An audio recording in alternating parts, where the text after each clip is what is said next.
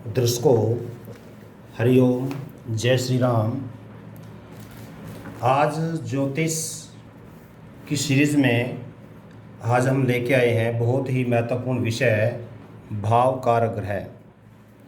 पीछे की वीडियो हमने बनाई थी जिसमें 12 ग्रहों में किस ग्रह से कौन सा काम संबंधित है उनके बारे में पूरी डिटेल में आपको बताया था। तो इस वीडियो को देखने से पहले उस वीडियो को और ज़रूर देख लेना, क्योंकि उससे आपको कंसेप्ट क्लियर हो जाएगा कि पहले घर का संबंध किन किन कामों से है, दूसरे घर का संबंध किन किन कामों से है। इस प्रकार से पूरे 12 के 12 घरों का संबंध किन किन कामों से होता है, अर्थात किस कार्य के लिए हम कौन सा घर देखते हैं। और आगे एक बात और रिवाइज करवा रहा हूँ आपको, इनमें जो संख्याएं लिखी होती हैं, जैसे यहाँ पर ये मैंने 1 लिखा है, 2, 3, 4, 5, 6, 7, 8, 9, 10, 11 एंड 12। ये जो संख्याएं लिखी होती हैं आपकी कुंडली के अंदर, ये हमेशा राशि लिखी होती है। जैसे यहाँ पर 1 लिखा है, हो सकता है आपकी कुंडली में यहाँ पर 2 लिखा हो, 3 लिखा हो, 1 से लेकर के 12 तक कोई भी संख्या यहाँ पर हो सकती है। पर एक बात ध्यान देना, संख्या यहाँ पर चाहे कोई भी लिखी हो, पर घर के मामले में ये पहला घर ही माना जाएगा। लगन हमेशा पहला घर ही माना जाएगा। यदि घर से हम गणना करते हैं पहला घर, दूसरा घर, ये हमेशा पहला घर ही होता है। हालांकि संख्या यहाँ पर 1 नहीं लिखी होती, संख्या यहाँ पर राशि लिखी होती है। तो ये आपको खुद ध्यान रखना पड़ेगा। ये पहला घर है, ये दूसरा घर है, तीसरा घर है, ये चौथा घर है, 5वां, 6वां, 7वां, 8वां, 9वां और 10वां, 11वां और 12वां, ये फिक्स है। घर की संख्या फिक्स है, राशियों की संख्या फिक्स नहीं होती, वो आगे कहीं पर भी कोई राशि हो सकती है। हाँ, वो रहेगी सीक्वेंस में। मान लें यहाँ पर 2 राशि है तो यहाँ 3 होगी या 4 होगी, यदि यहाँ 5 होगी तो यहाँ 6 होगी, 7 होगी, रहेगी सीक्वेंस में। पर राशियों की संख्या बदलती रहती है और घर हमेशा फिक्स रहते हैं। एक तो ये बात ध्यान देना हमेशा। और दूसरा आपने ध्यान देना है कि भाव कारक ग्रह के मामले में, जैसे मैंने पिछली वीडियो में आपको बताया था कि जो पहला घर है ये हमारे शरीर है, अर्थात जिस व्यक्ति की कुंडली हमने देखनी है तो ये पहला घर उस व्यक्ति का शरीर होता है। मतलब हर व्यक्ति जो अपनी कुंडली खुद देखना चाहता है तो जो उसका खुद का लगन होता है वो खुद होता है। तो इसमें क्या देखते हैं आप, हमारा जो शरीर है, हमारा स्वास्थ्य है, जीवन शक्ति है, और ये खोपड़ी और पूर्ण शरीर इसके अंदर होता है। यदि पूरे शरीर देखें ध्यान से होता है, वैसे शरीर का अलग अलग कुछ भाग में हम यहाँ भी देखते हैं। जैसे आंखें यहाँ देखते हैं, आंखें यहाँ से भी देखते हैं, ये दाईं आँख है, ये बाईं आँख है, वो अलग चीज़ है। पर कुल मिलाकर के ये जो घर है ये पूरे की पूरी कुंडली का बेस है। इस कारण से यहाँ से तो हम पूरा शरीर ही देखते हैं, बाकी इसका डिटेल हम देखते हैं दूसरे ग्रहों से। ठीक है। अब बात आती है भाव कारक ग्रह की। भाई इस जो पहला घर है इसका भाव कारक ग्रह क्या है। तो भाव कारक ग्रह एक घर का कोई एक नहीं होता, वो अलग अलग काम के लिए अलग अलग होता है। जैसे उदाहरण के लिए यदि हम स्वास्थ्य की बात करें, स्वास्थ्य लगन से हम यदि स्वास्थ्य देखेंगे तो स्वास्थ्य और जीवन शक्ति के संबंध का जो कारक ग्रह सूर्य है। मैंने ये पहले लिख लिए हैं ताकि वीडियो छोटी बने, क्योंकि अब साथ साथ लिखता तो वीडियो लंबी हो जाती, ताकि आपका टाइम बचे। तो ये सूर्य ग्रह है किसके लिए, किसको रिप्रेजेंट करेगा, स्वास्थ्य और जीवन शक्ति को, ये ध्यान देना। तो थोड़ी देर पहले बात करा मैं खोपड़ी को, जब खोपड़ी को रिप्रेजेंट करता है मंगल, तो खोपड़ी को का भाव कारक ग्रह मंगल है, वो पहले घर के लिए।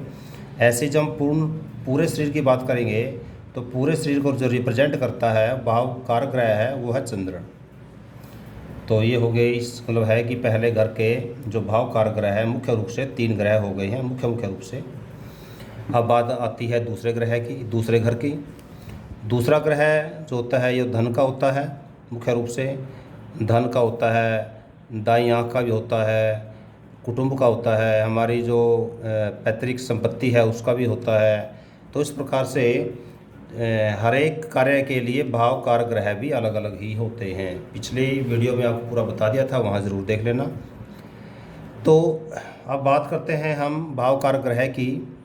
तो जब दाईं आँख के बारे में देखते हैं तो उसको रिप्रेजेंट करता है सूर्य। और जब हम बात करते हैं पारिवारिक संपत्ति की, तो पारिवारिक संपत्ति का जो भाव कारक है वो होता है गुरुदेव है। और जो पारिवारिक जो हमारी खुशियां हैं, अर्थात जैसे जो हमारा कुटुंब है उनके साथ हमारी बनेगी नहीं बनेगी, उनके साथ मिलजुल के रहेंगे नहीं रहेंगे, वो रिप्रेजेंट करेगा हमारा शुक्रदेव। और अगला जो होती है वाणी को रिप्रेजेंट करता है दूसरा घर, पिछली वीडियो में आपको बताया था, तो वाणी को रिप्रेजेंट करता है बुध। तो इस प्रकार से जो दूसरा घर है उसमें अलग अलग ग्रह अलग अलग कामों को रिप्रेजेंट करते हैं। अब आपके दिमाग में एक बात रहेगी, जो अभी ज्योतिष सीख रहे हैं या अपनी कुंडली खुद देखना चाहते हैं, भी एक ही घर के लिए इतने ग्रह कैसे पॉसिबल हैं और इतने ग्रहों का हम कैसे पता लगाएंगे। आपने सिंपल सी बात है, एक चीज़ देखनी होती है कि भाई जैसे उदाहरण के लिए यदि यहाँ पर सूर्य बैठा हो दूसरे घर में, सूर्य असर डालेगा आँख पे, तो उस बंदे की जिसके यहाँ सूर्य होगा उसकी आँखों पे असर पड़ेगा, अर्थात उसकी आँखों की जो आँखों के रोग हैं वो आँखों के रोग देगा। तो अभी कौन सा रोग देगा या कौन सा कार्य करेगा या कौन सा कार्य नहीं करेगा, ये हम कैसे रिप्रेजेंट करते हैं वो डिपेंड करता है शुभ ग्रह या अशुभ ग्रह पे। यदि शुभ ग्रह होंगे तो उस चीज़ के लिए अति शुभ हो जाएगा, और जो अशुभ ग्रह होगा इस चीज़ के लिए और अधिक अशुभ हो जाएगा। ये अपने ध्यान देना है कुंडली देखते हुए, अपनी कुंडली देखो या किसी और की देखो। बाकी 12 घर बताने के बाद आपको थोड़ा सा एक निचोड़ भी बताऊंगा कि कुंडली देखते हुए किन किन बातों का हमें ध्यान देना चाहिए। अब तीसरे घर पे आ जाओ।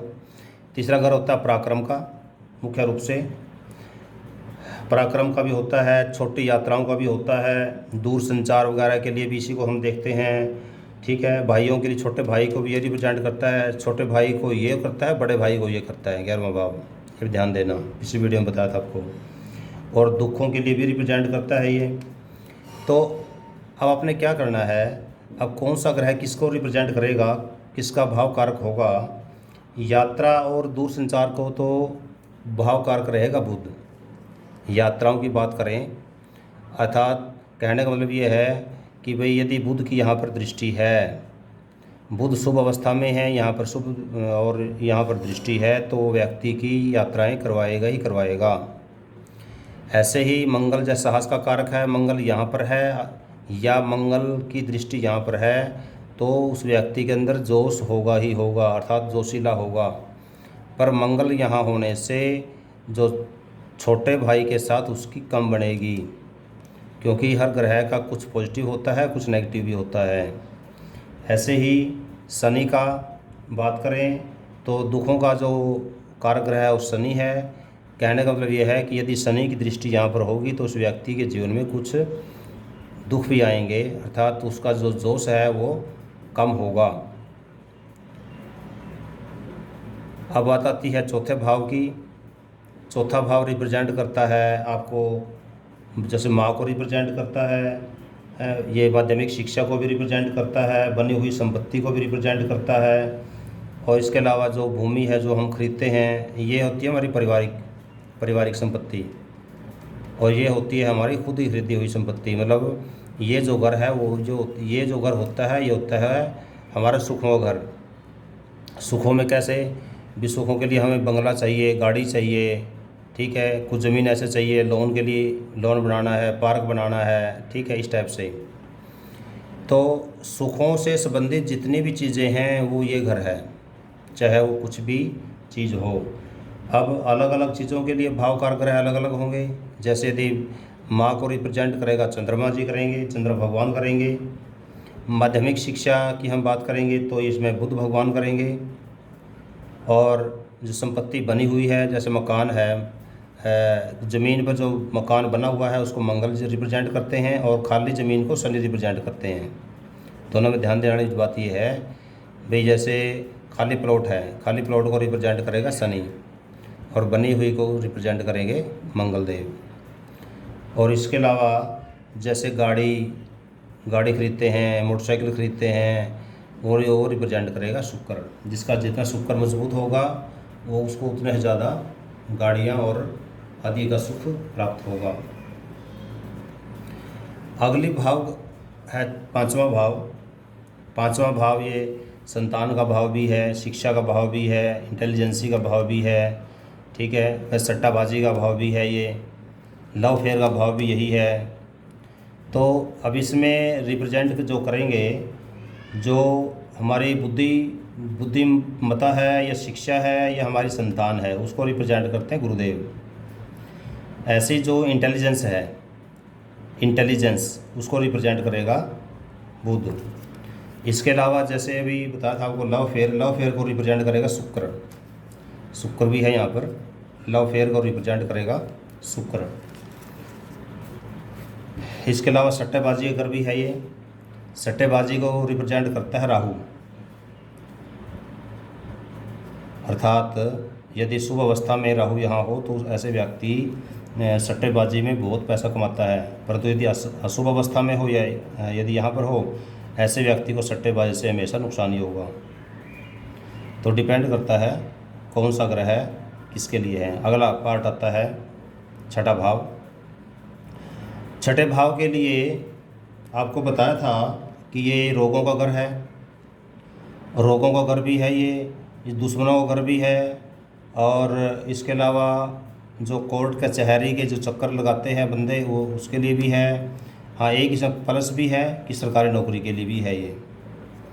तो उसके लिए अब हम भाव कारक ग्रह की बात करें तो भाव कारक ग्रह में जो हमारे दुश्मन हैं, मुश्किलें और शत्रुता के लिए रिप्रेजेंट करता है मंगल भगवान। और इस प्रकार से जो बीमारियां हैं, बीमारियों को रिप्रेजेंट करते हैं शनिदेव। बीमारी हैं, दुख हैं, ठीक है। अच्छा, एक बात को ध्यान देना कि जो बीमारियां हैं, बीमारियां भी दो प्रकार की होगी। एक तो होता है छोटी बीमारी, एक होता है लंबी बीमारी। कोई बीमारी आई, दवाई ली, ठीक हो गई, तो वो तो रिप्रेजेंट करेगा ये घर। कोई एक बीमारी आई और लंबी चली, अर्थात दवाई काम नहीं करती, उसको रिप्रेजेंट करता है आठवां घर। तो लंबी बीमारी के लिए आठवां और छोटी बीमारियों के लिए छठा घर रिप्रेजेंट करता है। और रिप्रेजेंट शनि ही करेगा इसको भी। शनि की दृष्टि यहाँ पर है या शनि की दृष्टि यहाँ पर है, यह पर ध्यान देना पड़ेगा बस। और ऐसे ही जो रिश्तों की बात करें तो रिश्तों में जैसे मामा को भी रिप्रेजेंट करता है, तो मामा को रिप्रेजेंट करेगा बुध भगवान। और इसके अलावा आपको जो बताया था सरकारी नौकरी के लिए, सरकारी नौकरी को इस घर में रिप्रेजेंट करेंगे सूर्य भगवान। थी भाई सूर्य भगवान की इस पर दृष्टि है, तो यदि सूर्य भगवान की दृष्टि है और शुभ अवस्था में है और अच्छी स्थिति में है, यौवन अवस्था में है, उसका है, तो ऐसे व्यक्ति को सरकारी नौकरी लगेगी ही लगेगी यदि सूर्य की इस पर दृष्टि हो या सूर्य इसमें हो। और यदि इसमें सूर्य की दृष्टि ना हो तो गोचर में यदि इसकी दृष्टि बन रही हो तो उस समय भी सरकारी नौकरी बनने के चांस होते हैं। सरकारी नौकरी के लिए हम सूर्य को भी देखते हैं और गुरु को भी देखते हैं। उसके बाद अगर आता है सप्तम भाव। सप्तम भाव जो होता है हमारा, ये होता है हमारे जीवन साथी का घर। जीवन साथी में जैसे पति के लिए पत्नी और पत्नी के लिए पति। और इसके अलावा इस घर को हम रिप्रेजेंट करते हैं पार्टनरशिप के लिए भी, जैसे कोई बिजनेस करते हैं साझेदारी में, उसके लिए भी रिप्रेजेंट करते हैं। तो हम बात करते हैं भाव कारक की। तो जो हमारी जन्म शक्ति है, जन्म शक्ति को रिप्रेजेंट करता है शुक्र, अर्थात एक तरह से शुक्र हमारा वीर्य है। और उसके बाद जो हमारी यौन जीवन शक्ति है, हमारे अंदर जो जवानी है, जवानी का जोश है, उसको रिप्रेजेंट करता है मंगल। उसके बाद अगली हम बात करें अष्टम भाव की। अष्टम भाव जो ना, ये लंबी बीमारियों का घर होता है, छोटी बीमारियों का घर ये होता है, और बड़ी लंबी बीमारियों का घर ये होता है। और बीमारियों का जो रिप्रेजेंट करता है वो भाव कारक है, वो शनि ही है। यहाँ भी शनि है, यहाँ भी शनि ही है। मृत्यु का कारक ग्रह भी शनि को ही मानते हैं। अगला जो नौवें भाव की बात करें, नौवें भाव जो घर है ये हमारे भाग्य का घर है। और इसके अलावा ये धर्म के कार्यों का घर है, पिता को भी रिप्रेजेंट करता है। कुछ विद्वानों के अनुसार पिता को रिप्रेजेंट 10वां घर करता है और कुछ विद्वानों के अनुसार ये भी करता है। तो कुछ विद्वान दोनों को मानते हैं, अर्थात कुछ कार्यों के लिए इस भाव को, कुछ कार्यों के लिए इस भाव को मानते हैं। तो यदि हम बात करें पिता के लिए सूर्य रिप्रेजेंट करता है, क्योंकि सूर्य हमारी आत्मा भी है, सूर्य हमारा पिता भी है। और जो धर्म कर्म के काम है, अध्यात्म के काम है, उसको गुरु रिप्रेजेंट करता है। इसी के अलावा जो हमारा भाग्य है, भाग्य को भी गुरु ही रिप्रेजेंट करता है। अब 10वें भाव की बात करें, ये कर्म का भाव है, ये हमारे कर्म का भाव है, अर्थात जो हम कर्म करते हैं ये उसका भाव है। अब कर्म जो हम करेंगे किसके लिए करेंगे? पहचान के लिए, एक तरह से स्टेटस बढ़ाने के लिए। तो स्टेटस को रिप्रेजेंट करेंगे सूर्यदेव।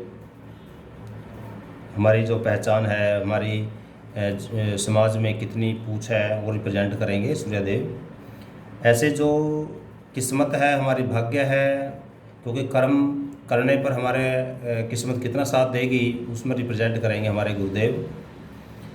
और जो व्यापार की बात करें, क्योंकि कर्म का भाव भी है और ये हमारे बिजनेस का भाव भी है, तो इसको रिप्रेजेंट करेंगे बुध। ये जैसे मान के चलो आपसे कोई पूछे कि भाई हमारी कुंडली में देखो कि भाई हमारे को व्यापार में ज़्यादा फ़ायदा है या नौकरी में ज़्यादा फ़ायदा है, तो बस आपने एक ले देख लेना है कि जिस जातक का बुध अच्छी अवस्था में है, बुध यौवन अवस्था में है, बुध पीड़ित नहीं है, ठीक है, शुभ ग्रह के साथ बैठा है, तो ऐसा व्यक्ति को व्यापार बहुत ज़्यादा फलेगा। ऐसा व्यक्ति नौकरी की बजाय व्यापार में ज़्यादा पैसा कमाता है। पर जिस व्यक्ति का बुध ज़्यादा खराब है, सूर्य ठीक है, तो ऐसे व्यक्ति के लिए नौकरी करना ज़्यादा ठीक होता है। तो अगली हम बात करते हैं इसी कर्म भाव में। जब हम कर्म करते हैं तो हमारे अंदर एक वो होती है कि भाई इस किसी भी अवस्था में जीतना है, अर्थात जीतने की जो भावना है, जो जीतने की भावना है, उमंग है, लालसा है, एक सोच है, वो रिप्रेजेंट करेगा मंगल। और उसके बाद जो दैनिक रोजी रोटी को रिप्रेजेंट करता है शनिदेव, रोजी रोटी हमारी, तो उसके लिए रिप्रेजेंट ये होगी हमारे शनिदेव जी। उसके बाद अगला भाव आता है हमारा 11वां भाव, बहुत ही इंपॉर्टेंट भाव है। ये लाभ का भाव है, लाभ है और आय का भाव है, ठीक है। हालांकि ये चीज़ मैं पहले करा चुका हूँ, अब तो केवल भाव कारक करा रहा हूँ। तो ये जो लाभ और आय का जो भाव कारक ग्रह है वो हमारे गुरुदेव हैं। क्योंकि अब थोड़ी देर पहले आपको ये बताया था एक बात कि हमारी जो दैनिक संपत्ति, जो हमारी पैतृक संपत्ति है, उसके कारक भी गुरुदेव ही हैं। और जो दैनिक हम पैसे कमाते हैं उसके कारक भी गुरुदेव ही हैं। तो जिस व्यक्ति का गुरु अच्छा होगा वो उसकी इनकम नो डाउट अच्छी होगी, और जिसका गुरुदेव खराब होंगे उनको फिर कई बार रोजी रोटी की लाले पड़ जाते हैं। तो गुरुदेव का बहुत ज़्यादा महत्व है। इसके अलावा जो बड़ा भाई है, आपको बताया था कि छोटे भाई को रिप्रेजेंट तीसरा घर करता है और बड़े भाई को रिप्रेजेंट गुरु करता है, तो बड़े भाई को भी गुरु ही रिप्रेजेंट करते हैं। यदि हम रिश्तों की बात करें, रिश्तों में बड़ा भाई हमारा गुरु है, छोटा भाई हमारा मंगल है, पिता हमारा सूर्य है, माता हमारी चंद्रमा है और मामा हमारा बुध है, और पत्नी शुक्र है। तो इस प्रकार ध्यान देना, पति भी गुरु ही होता है। तो रिश्तों की बात करें और संतान की बात करें, संतान का भाव कारक भी गुरु ही होता है, यदि हम रिश्तों की बात करें। तो अगला है बहुत इंपॉर्टेंट भाव है ये 12वां भाव। तो 12वां भाव आपको बताया था कि ये मोक्ष को रिप्रेजेंट करता है, खर्च को रिप्रेजेंट करता है, व्यय को, ठीक है। अब खर्च, हर चीज़ का खर्च है ये। तो जो हमारा मोक्ष है, मोक्ष को रिप्रेजेंट करेगा केतु भाव कारक है। और आपको थोड़ी देर पहले बताया था कि ये दाईं आँख को रिप्रेजेंट करता है, ये भाग बाईं आँख को रिप्रेजेंट करता है, तो बाईं आँख होता है चंद्रमा। हाँ, एक बात आपने ध्यान देनी है कि जिस समय हम अलग अलग आँख देखते हैं कि ये दाईं आँख, ये बाईं आँख, फिर तो हो गया ये दूसरा भाव, ये 12वां भाव, दाईं के लिए दूसरा, बाईं के लिए 12वां। यदि हमें टोटल कॉमन देखनी है, भी देखो आँखें कैसे रहेंगी, फिर हम देखेंगे ये बड़ा भाव।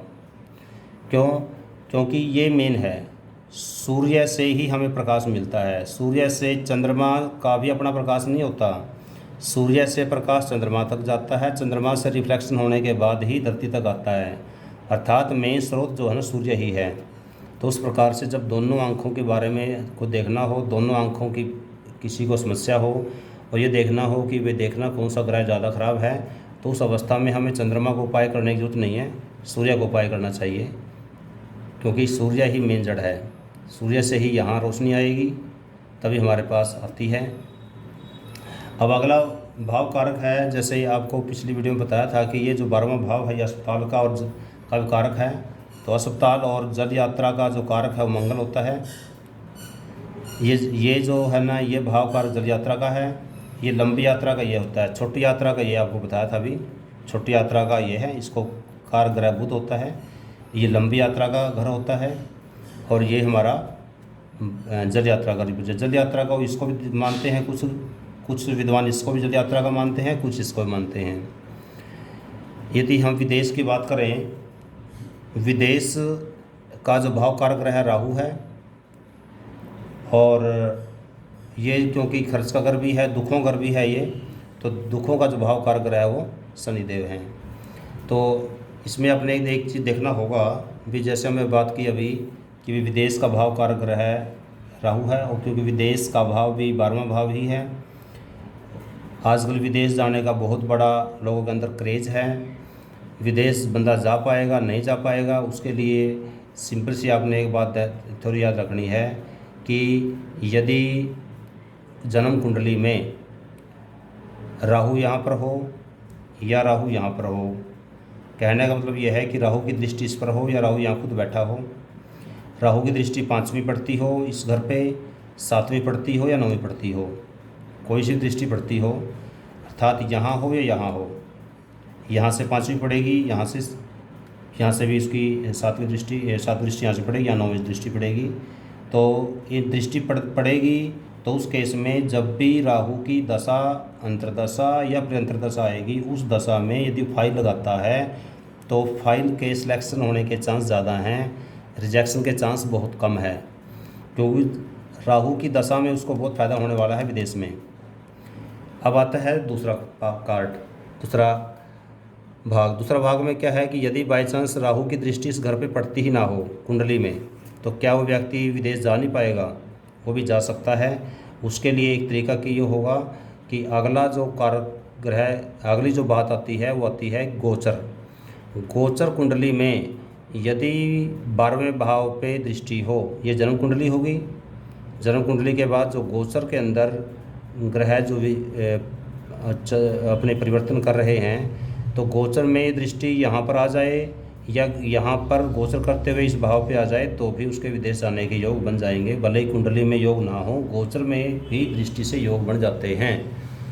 तो कई बार आपने देखा होगा कि फाइल लगाई रिजेक्शन होगी, फिर फाइल लगाई फिर रिजेक्शन होगी, फिर फाइल लगाई सिलेक्शन होगी। उसका कारण यही होता है कि जब राहु की दृष्टि इस घर पे पड़ जाएगी तो सिलेक्शन अपने आप हो जाती है, उसकी वीज़ा अपने आप लग जाता है। जब तक यहाँ पर दृष्टि नहीं आएगी, जब तक उसकी रिजेक्शन लगता ही रहेगा। तो इस प्रकार से विदेश जाने वाले इस बात को थोड़ा सा ज़रूर देख लें कि भाई एक बार चेक करवा लें कि भाई राहु की स्थिति कैसी है, राहु की दृष्टि इस भाव पे कब पड़ने वाली है, तो उस केस में उनके लिए बहुत फ़ायदेमंद हो जाता है। तो ये थे हमारे 12 भाव। और अब थोड़ा सा मोटा मोटा एक बात और थोड़ा बता देता हूँ कि हमें इनका ध्यान कैसे रखना है। उदाहरण के लिए हम इस भाव को लेते हैं, जैसे इस भाव में भाव कारक ग्रह चंद्रमा भी है, बुध भी है, मंगल भी है, शनि भी है, शुक्र भी है। अब इस भाव, ये जो भाव है ये सुखों ग्रह है। अब हमें ये देखना होगा कि इनमें से कौन सा ग्रह ज़्यादा मजबूत है। जो ग्रह ज़्यादा मजबूत होगा, जिस ग्रह पर या भाव पर शुभ ग्रह की दृष्टि होगी, वही भाव तत्व ज़्यादा उजागर होगा। उदाहरण के लिए जिसका मंगल बहुत अच्छा है और शुक्र खराब है, शुक्र कमज़ोर है, तो ऐसे व्यक्तियों के पास बंगले तो बहुत बड़े बड़े होंगे, पर हो सकता है उसके पास गाड़ी ना हो। अब आप कहोगे ऐसे कैसे संभव है कि एक व्यक्ति जब इतना धनवान है तो उसके पास गाड़ी ना हो। मेरे नॉन में कई लोग ऐसे हैं जिनके पास करोड़ों की कोठी है, पर उन्होंने अब तक गाड़ी नहीं ली है, अभी साइकिल पे घूमते हैं। वो कहते हैं क्यों फालतू खर्च बढ़ाया नहीं। तो बात पैसे की नहीं है, बात होती है कि कारण ऐसे बन जाते हैं कि उनके अंदर ऐसी भावना ऑटोमेटिक पनप जाती है कि ये इस चीज़ का करने का फ़ायदा ही नहीं है। तो ये सब ग्रहों का चाल है। ग्रह ही व्यक्ति के मन मस्तिष्क को बदलते हैं। तो इस प्रकार से हर ग्रह का जो भाव कारक है, इस प्रकार से हमें देखना चाहिए। जो ग्रह मजबूत होगा वो भाव तत्व को बढ़ाएंगे, जो कमज़ोर होगा उसके भाव तत्व को घटाएंगे। तो दर्शकों, मैंने पूरी मेहनत करके इस वीडियो को बनाया है, कोशिश की है कि आपको समझाया जाए, और आपने इसको ध्यान से देखना है, समझना है। एक बार नहीं समझ में आता है, 2 बार देखो, और इस वीडियो को आगे शेयर करना है, इसको सब्सक्राइब करना है, इस चैनल को प्रमोट करना है। धन्यवाद। जय हिंद।